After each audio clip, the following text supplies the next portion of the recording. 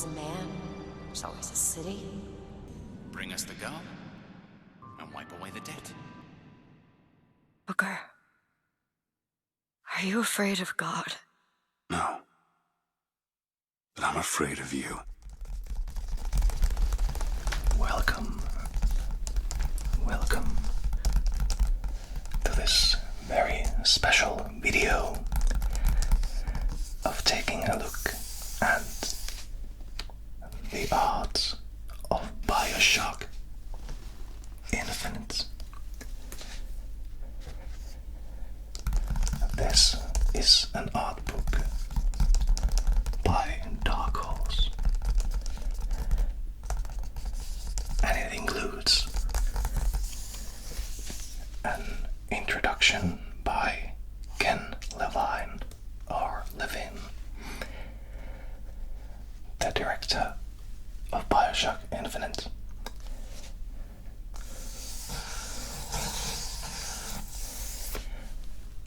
Let's begin our read-through with looking at the back cover also.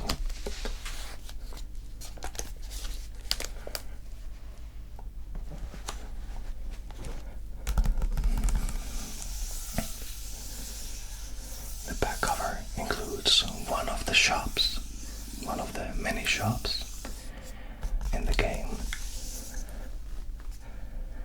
and it reads, "In the Art of Bioshock Infinite, delve deeper into the city of Columbia, the fabled floating metropolis built by the US government in the late 1800s to serve as a beacon of technology and achievement for the world."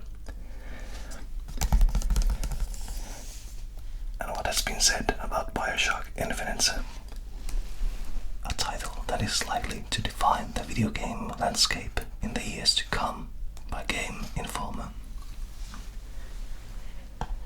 Bioshock Infinite is exactly what the franchise needed, by OXM UK. And Edge magazine called it the birth of a new gaming icon.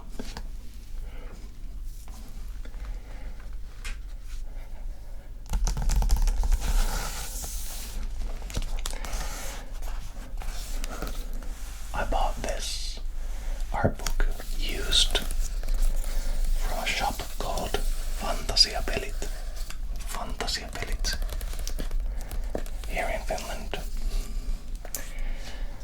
And as you can see, the dust cover is a bit rough around the edges. So let's begin by taking it off.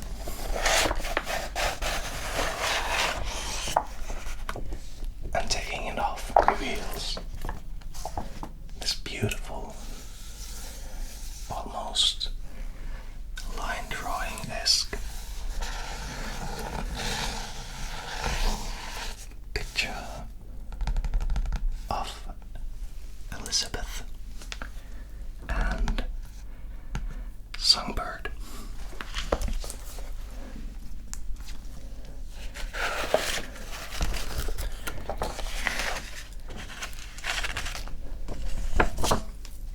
The back cover, though, is black.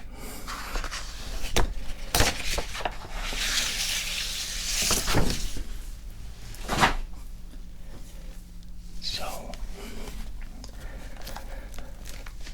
let's begin.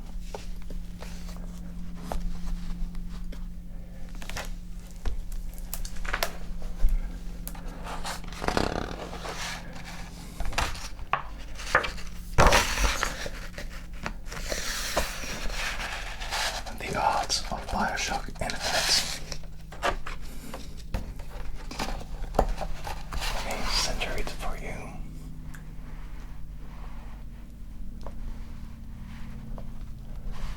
There we go.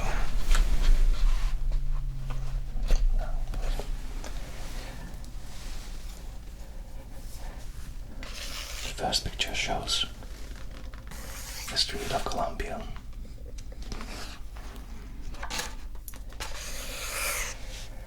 The book has been divided to 11 chapters. Chapter 1, Finding Columbia. Chapter 2, Elizabeth. Chapter 3, Booker DeWitt. Chapter 4, Songbird. Chapter 5, Founders, Citizens and the Vox Populi. Chapter 6, The Heavy Hitters.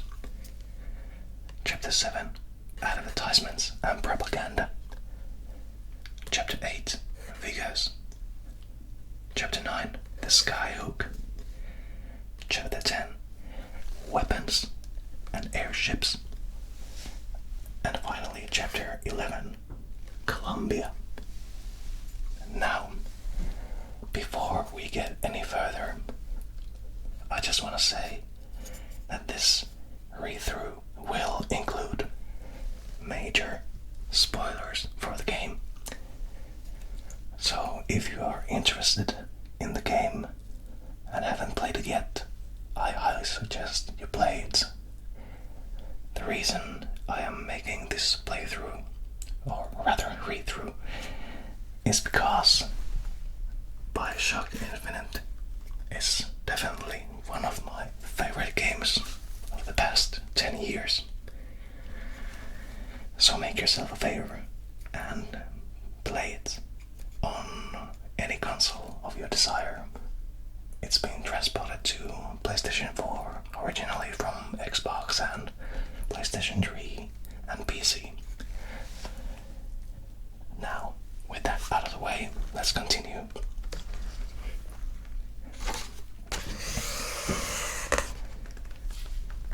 As said, it has the introduction by Ken Levine, the creative director of Irrational Games. Shall we read it? Okay. Imagine there are some people who want to get in the games industry, who envision the development of a video game goes like this. A team of smart and talented people just get together in a glass-walled conference room, order some pizza, and emerge after a big all-nighter with a blueprint for a great game. From there, it's imagined. All that's required is for everyone to rest up for a weekend, show up to work on Monday morning, and start building to spec. If anybody knows a place where it works like that, please give me their number. If you want to read the rest of it, you need to buy the book and support the company. So let's begin. Chapter 1, Finding Columbia.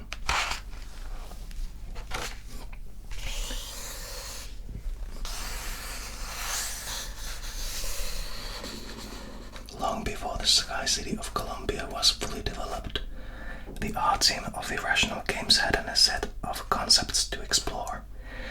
An Art Nouveau world set in the age of American exceptionalism, inspired by turn-of-the-century beliefs, decorations, and styles.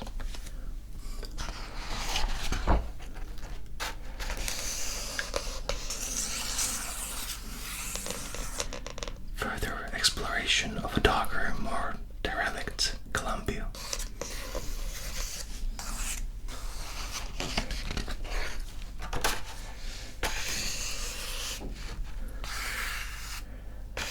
These pictures show the city in the nighttime, but most of the game is actually during daytime, I think, and storms and whatever.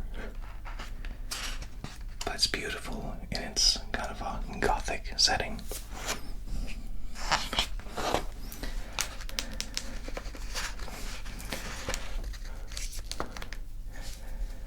These paintings explore different ways of expressing the verticality and openness of Columbia as a floating city. Quality trimming by the great Kento.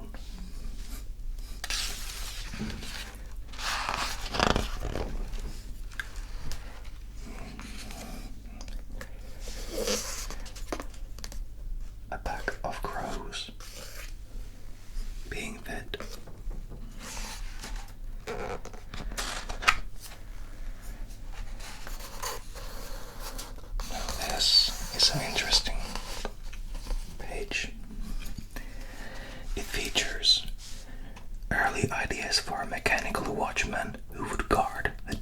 limits of Colombia. While it was ultimately left on the cutting room floor, these early sketches helped define the feel of the mechanical creatures which should feature prominently in the finished game. Of course, this couple brings to mind the big daddies and little sisters of the first two games. The idea of a mechanical being, robot, watchman, just hanging from the sky on a balloon, or having mechanical suit of armor to protect it. Well, suffice to say, I find this a bit creepy. And the cameraman with a camera, and I think it's a music player, megaphone.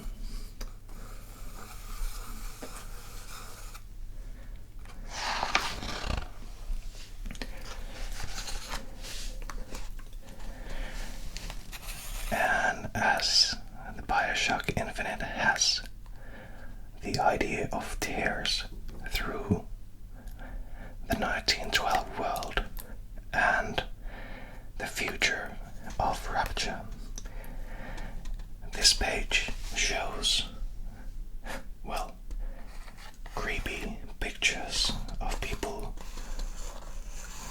who would get caught up in tears and would be spliced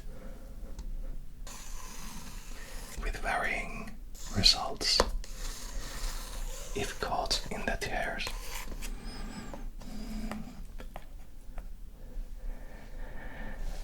In this gruesome portrait, the act of traveling through tears has merged one man's younger self into his current elderly one to horrifying effect. Yeesh.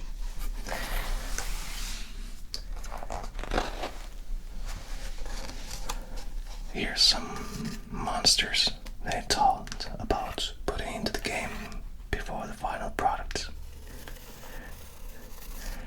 In these macabre sketches, a class of enemy gorges on the corpses of the fallen and grows physically monstrous as a result.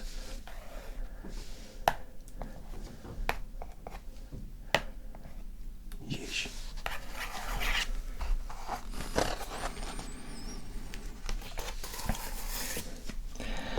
An early exploration of an enemy who would manipulate the dead, an idea that finally resurfaces in Bioshock Infinite's Siren, which is more of a female figure, but this is some kind of a wicked pope with hearts in hands, bleeding hearts carved into palms.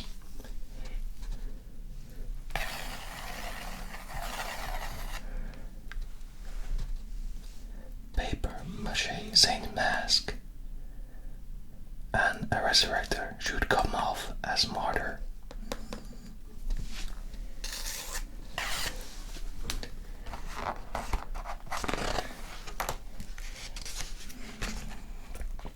More of early concepts for enemies, such as the magician,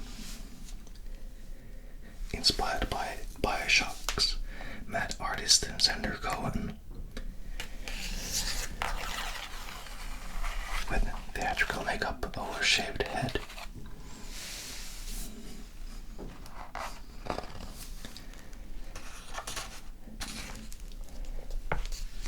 And these are pretty much the first explorations of what would eventually become the Handyman, as it here is called Claw Daddy. Not Big Daddy, but Claw Daddy.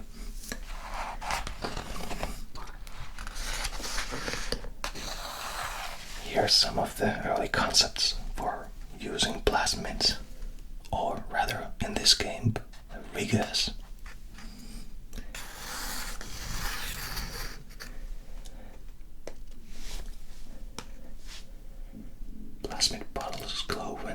active. It has a release trigger. One early name, Ghost Touch. Wings can fold under. Coiled needle springs out of bottle.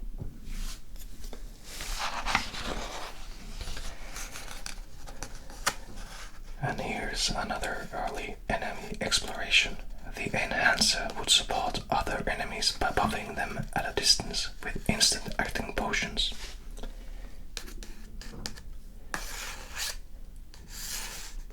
Splash!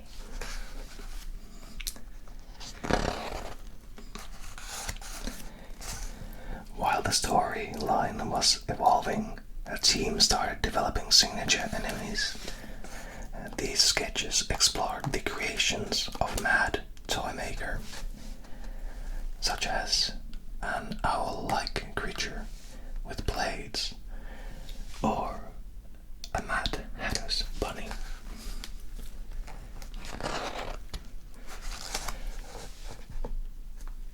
Cannon shoots huge cannonballs when Mr. Trumpet pulls the rope.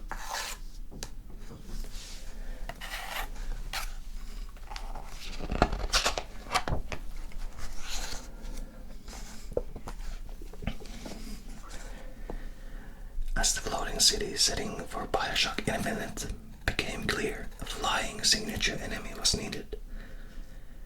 One of the more fully developed ideas in the first group of flying enemy concepts, the Mothman, borrowed heavily from Art Nouveau.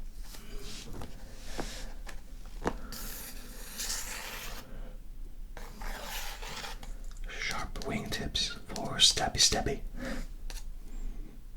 There. And here.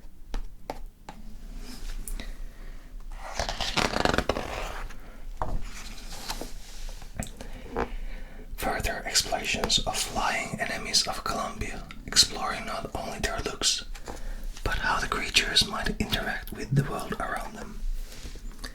In the top left picture, some interpretations became slightly too close for a Big Daddy with wings, as you can see here.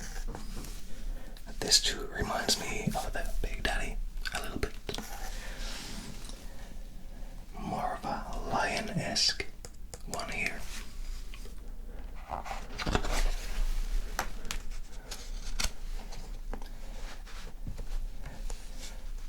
Wells and Co. Automatic gentleman. No lady should be without one.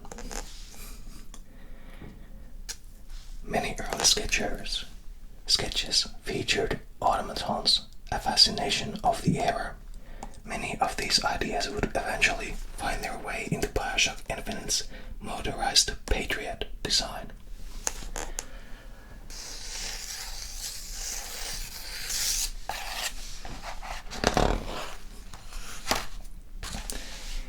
And here is an automaton who has become a living, breathing part of the community.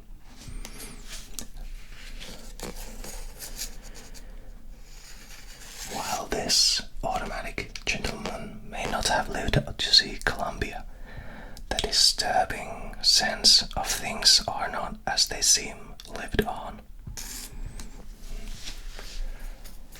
Chapter 2, Elizabeth.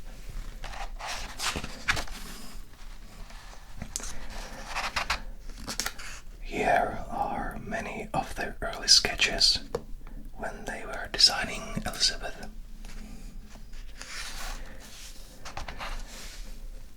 Clean brides, iconic designs of comic book costumes as a point of reference was used.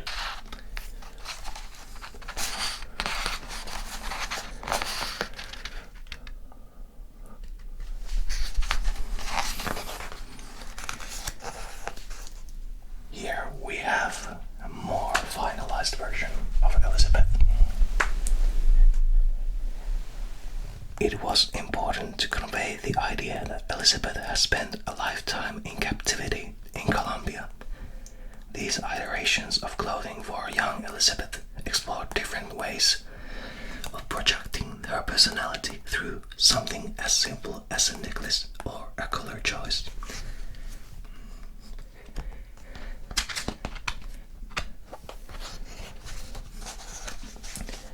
And here are some designs for her Joker, which ended up with a bird and a cage.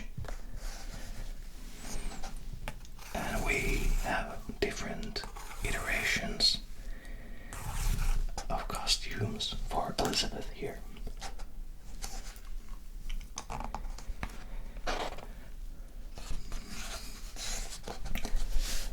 Long before Elizabeth became a real character, artists explored her at a variety of ages, looks, demeanors, and dispositions through simple character studies such as these.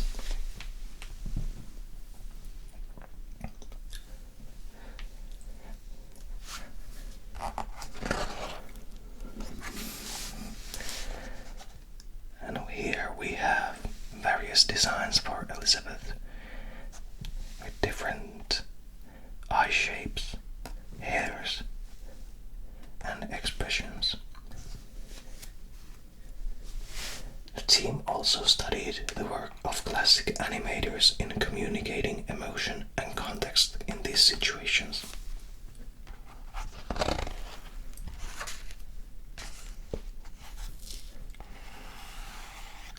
In the game, it's established that Elizabeth dreams of visiting Paris one day. And as the sequels, Burial at Sea, confirm, she gets there, well, in one way.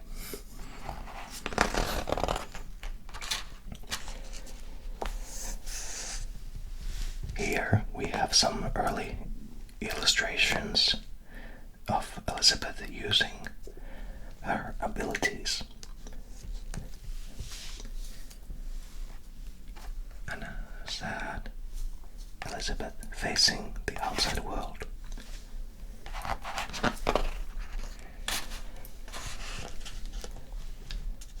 Here we have a younger Elizabeth. In order to make Elizabeth a living part of the world, artists explored her at all ages, from toddler to stubborn young woman. The one thing that kind of separates Elizabeth from numerous damsels in distress is the fact that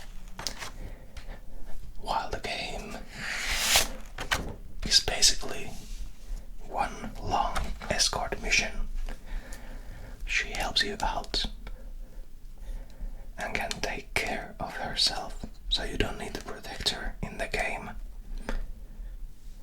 And that makes the world of difference to the player.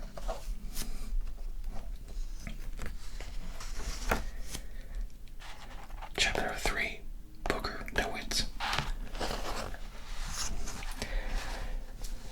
Booker DeWitt's image needed to match his gruff voice and irascible character.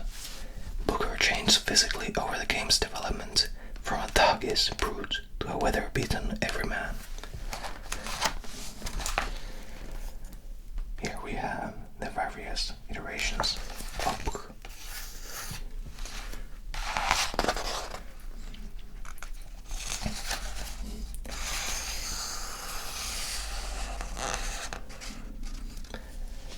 And as with Elizabeth, there were many sketches when they were designing Booker.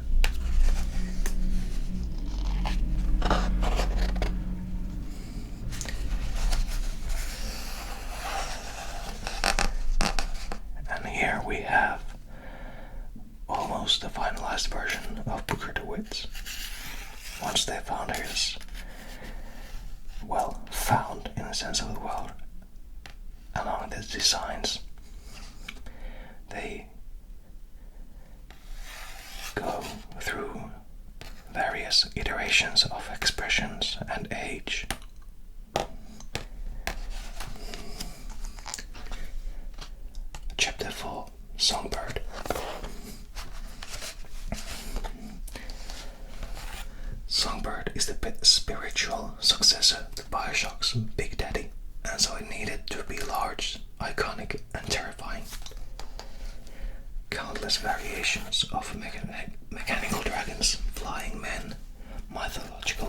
nests and oversized birds were explored before settling on Songbird's final look.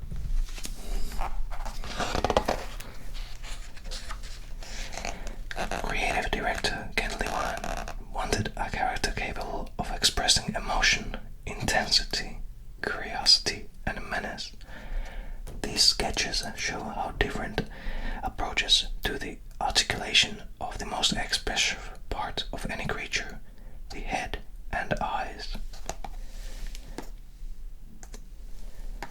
Like puppeteers, animators are able to communicate volumes through simple articulation.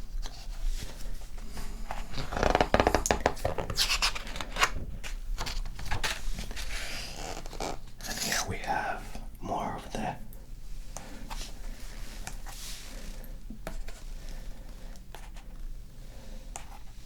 details of Songbird. Big leather stitches, stretched canvas over brass wing frame, wing hand grip side, gears for locking wing positions, and cloth covered rubber air hose.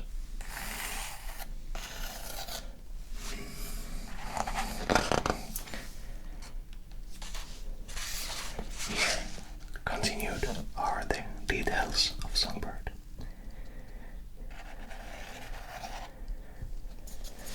It was important in a floating city defined by its airspaces and vistas that one of the game's signature antagonists could fly. Only a creature visually defined by its wings could properly dominate the spaces of Columbia.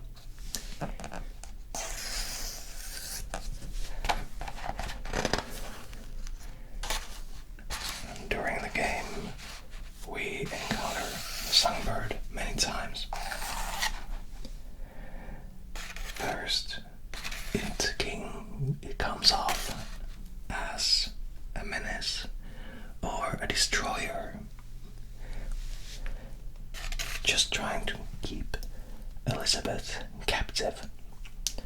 However, once the game progresses, it takes on different views of the character. It becomes almost father-like, a protector.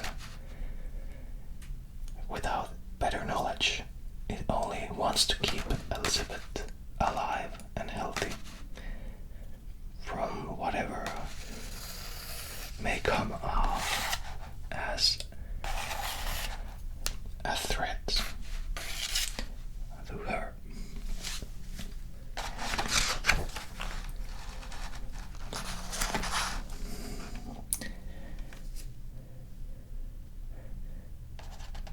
Left we have an image which illustrates the complex relationship between Elizabeth and Songbird in a single painting.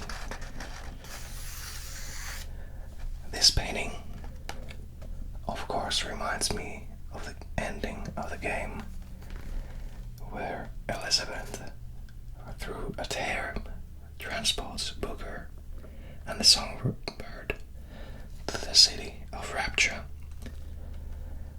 The only difference being that she places Songbird outside in the crushing depths of the ocean,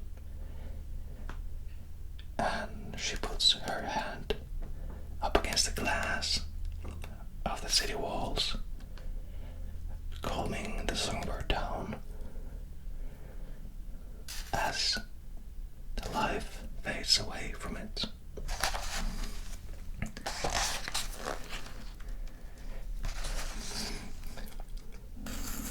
Here we have a picture of Booker facing the Songbird. One final note about the Songbird. I really loved the idea that it could be controlled by a music tune that comes off from the statues of Comstock. It's a simple 4-note melody, and since notes are the beginning of the alphabet. What better notes to have than C,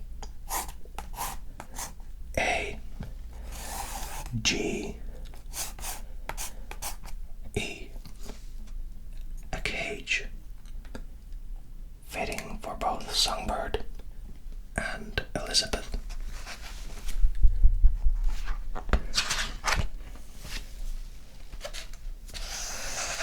Here's a picture of the founders. Father Comstock, our prophets. Chapter 5, Founders, Citizens, and Vox Populi. Zachary Comstock, was the founder of Columbia. Zachary Hale Comstock. Here we have some of the founders illustrated in pictures and explorations of the military garb of the founders and Comstock's personal guard.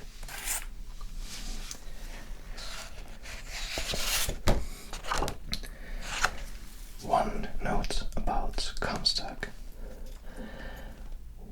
One of the best twists of the modern gaming world was the idea of, as the years progressed,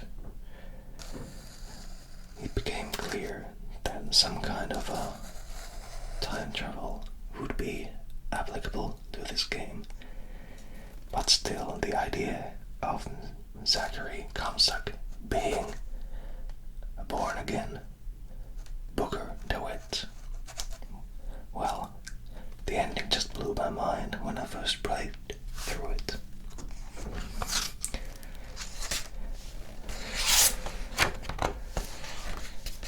Here we have illustrations of Fink and some other workers.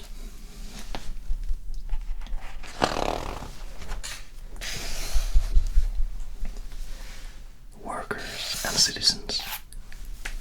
Workers and citizens. An illustration of Fink security.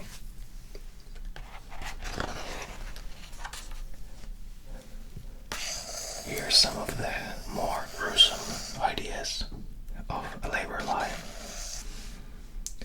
Some athletes and the finer folk of Colombia.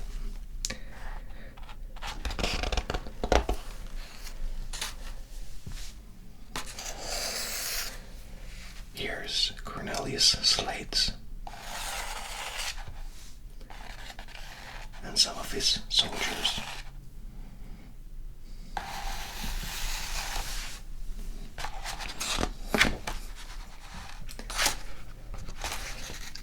And the Vox Populi with their leader, Daisy Fitzroy.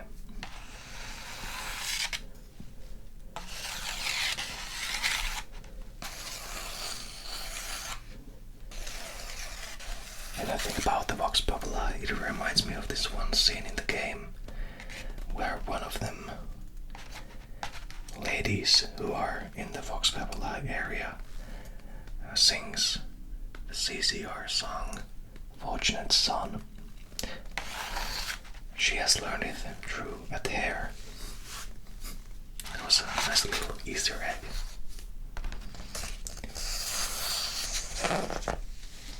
And here's more of the Vox Populi and their weapons and armor.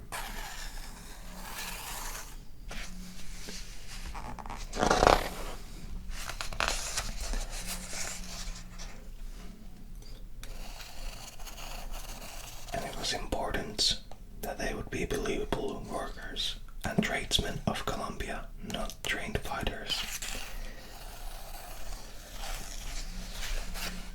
And here's pictures of Daisy rising to power.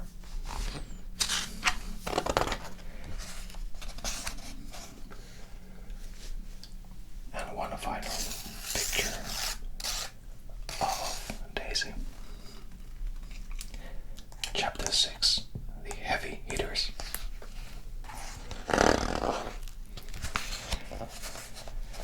Here are some of the first ideas for the motorized patriots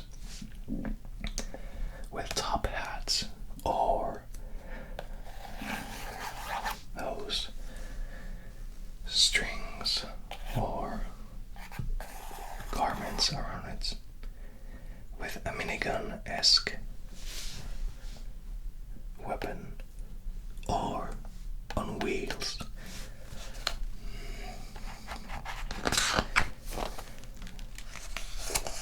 And here's pretty much the final version. It has a steam engine on the back, which is its weak point.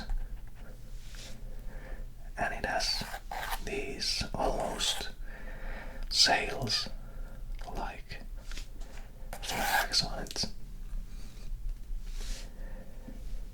And here's their damaged states. And here's a Vox Populi motorized Lincoln.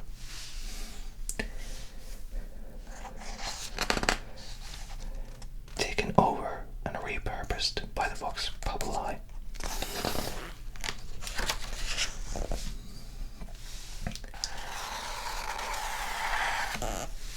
Here's more of the motorized patriots.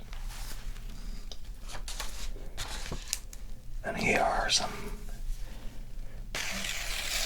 illustrations of the Boys of Silence.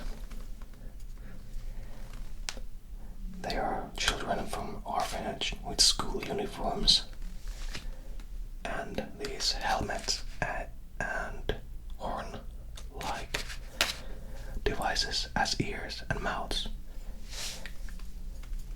One of these fellas created the biggest jump scare moment in the game. Once you are in their residence and you look at the monitors, then you turn around and one of these guys is just standing there going It was creepy. Yep, it was creepy.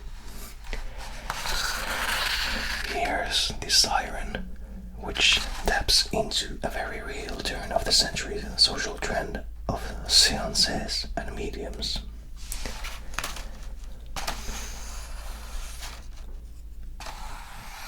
The siren can create minions, and you should head on against them first off in the battle.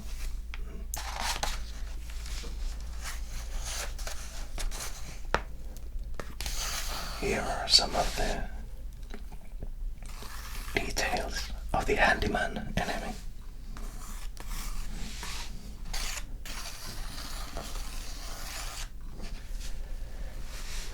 These guys were very hard to attack on. And they have a heart in the middle of them, which is their weak point. But these came off really as more of a sad enemy. More of like Frankenstein's monster kind of a character. And here's an early illustration of one of them. Chapter 7, Advertisements and Propaganda. Different usage of signage, advertisements, typography, and industrial design.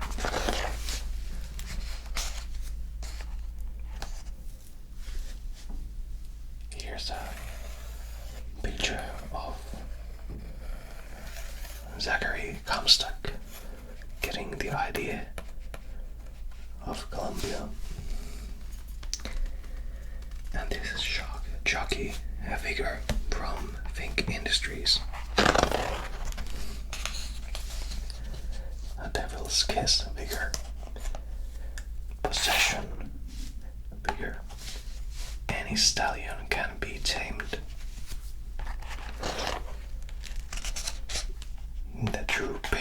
has nothing to fear from the songbird.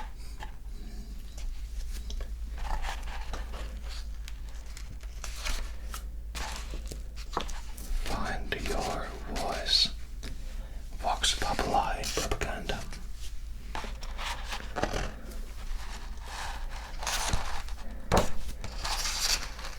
No jobs today from Think Industries. He is always listening. Shh. He is always listening.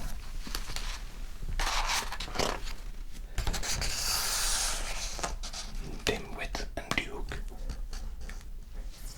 Gentlean, gunsmith and machinist, which makes one of the most memorable missions on the game. And you can record your own voxophone. You find these recordings all along Colombia, and rather than being something readable, the most collectibles in games, voxophones can be listened to amongst your search for other stuff or just continuing the game, so they're easier to take in than something that you have to stop and read through.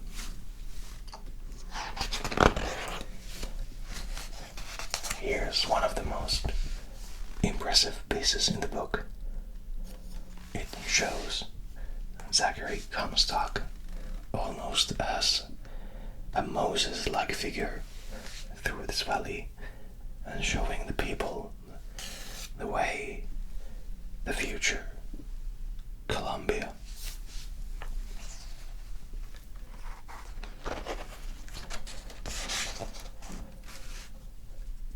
Chapter 8, Vigors. The bucking bronco, shock jockey.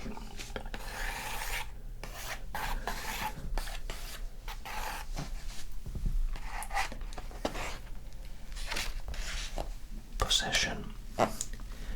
Treatments of the possession vigor, which allows you to charm enemies and compel them to fight for you. Even final physical design was given numerous texture and material treatments to find the right effect.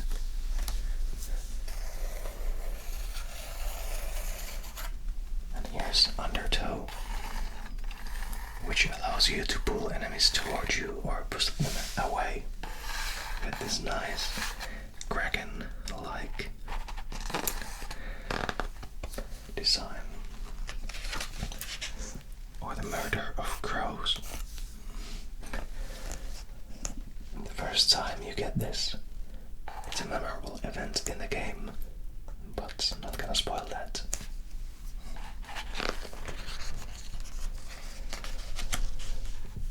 Here's early concepts of vigor junkies, which most didn't get into the game, but some of them did, like this crow guy. And here are the icons, well, early treatments of them, which can be seen in your HUD during the game. Chapter 9, Skyhook. The Skyhook is the design that can be attached to your hand that allows you to go through different skylines in Colombia.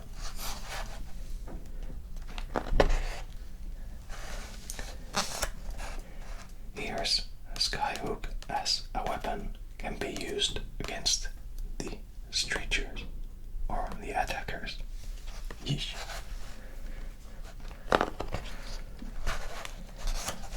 And here's an illustration of Booker using the skyline. Weapons and airships, Chapter 10.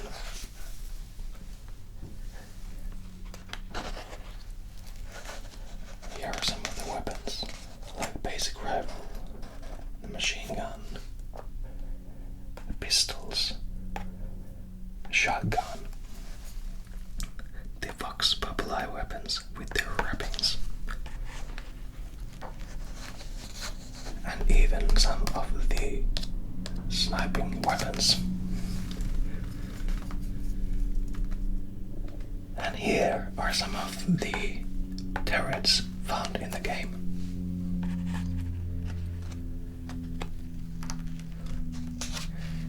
Here's some pictures of the airships, zeppelins in the game.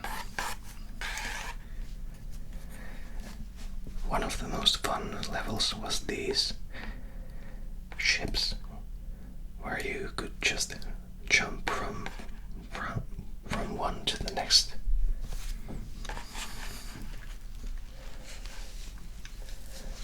More of the airships. And inside the airship. And chapter 11, Colombia. These are the final pictures of the book. So I'm just going to tap through them and let you see the design and the beauty of Colombia. I want to thank you for watching this video and looking at Bioshock Infinite's art.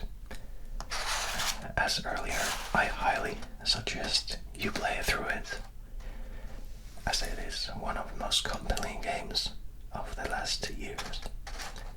Thank you and good night.